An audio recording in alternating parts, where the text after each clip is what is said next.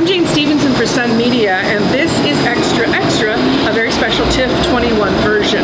Well, the first weekend of the film festival has come and gone, and that means there were some red carpets. COVID-19 protocols and restrictions notwithstanding, all those red carpets were inside.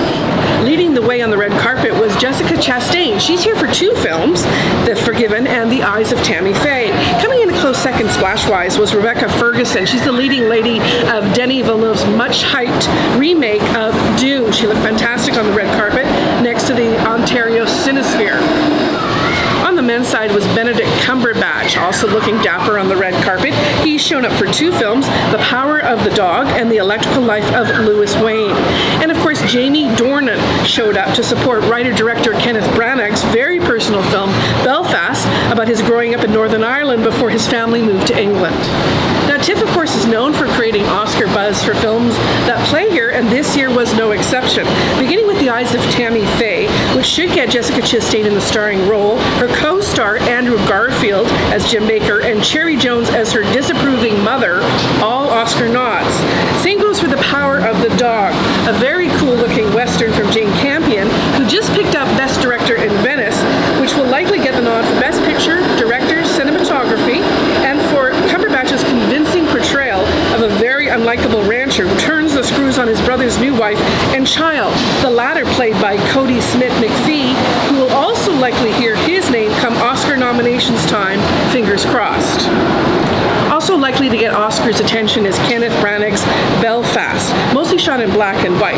It will likely get nods for Best Picture, supporting actor and actress nods for Ciarán Hinds and Judi Dench, who play the grandparents of New Discovery, and lead Jude Hill, who plays Branagh as a young boy growing up in Northern Ireland before the Troubles forced his family to move to England. Jamie Dornan plays his father and gives a remarkable performance, believe it or not, of everlasting love in the movie.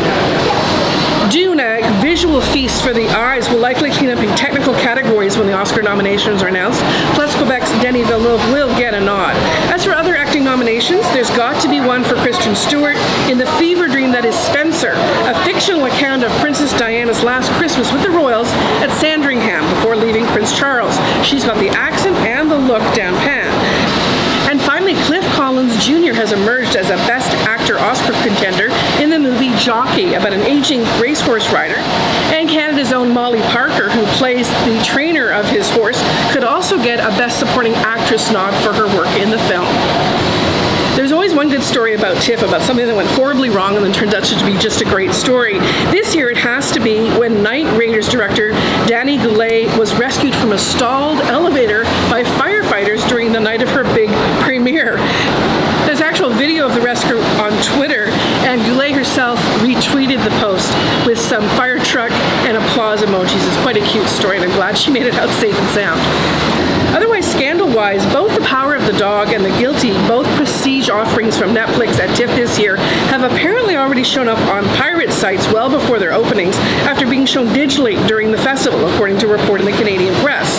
And the Washington Post is reporting Canada's own ALANIS Morissette opted to not show up for her TIFF documentary, Jagged, which she is interviewed in throughout because she is disappointed in some unknown aspects of the film. Let us know what you think about these stories and more on Twitter and Facebook, and please subscribe to our YouTube channel.